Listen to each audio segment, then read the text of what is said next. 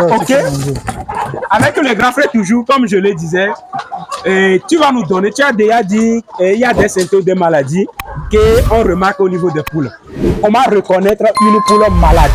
Tu vas essayer de nous dire. On dit, si tu veux connaître quelque chose, il va aller chez le propriétaire. Voilà. Mais on est déjà chez toi. Donc, on veut aussi profiter. Comment tu reconnais que...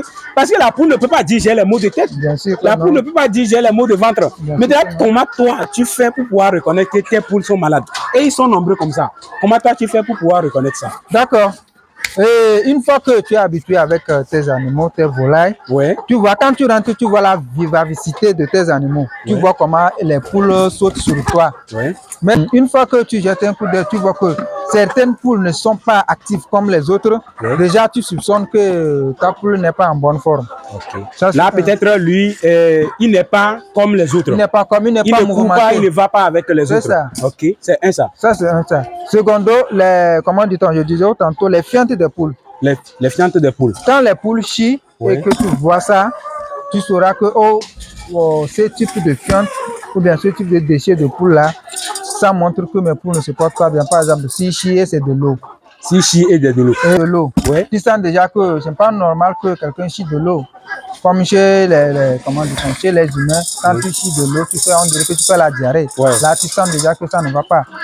Et aussi, si la poule fait les fientes, il chie et tu trouves que dans ce truc-là, il y a de mousse. On dirait que c'est de la mousse. De la mousse, oui, oui, oui. Donc ça veut dire que c'est un signe de maladie aussi. Ça veut dire que les poules ne se portent pas bien. Il faut chercher à savoir la poule souffre de quoi et elle fait ce genre de ces choses. C'est autre signe peut-être. Et autre signe aussi est que quoi?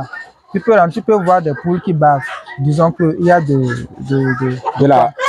la salive qui sort de leur bouche. Si on peut le dire simplement comme ça. Ouais. Il y a de la salive qui sort de leur bouche. Tu vas voir, c'est comme ils font quand ils toussent. Les poules toussent. Tu vas voir qu'ils font comme ils toussent. Tu entends tu entends aussi des bruits. Ils font des bruits au niveau de leur gorge, de façon comme s'ils ont la toux. Donc, ce sont des signes frappants chez les poules.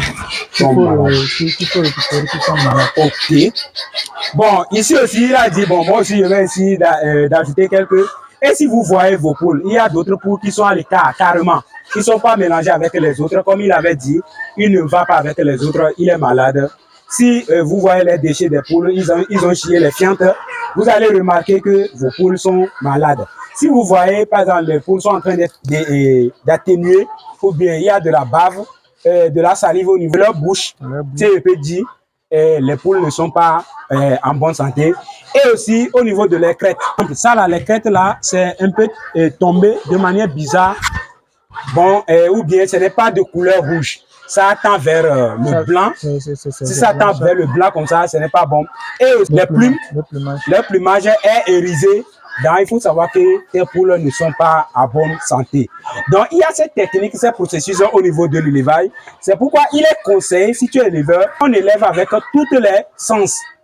Il ne faut pas élever pour élever, il faut observer. Chaque fois, venir observer tes poules. Chaque fois, marcher dans les poulaillers.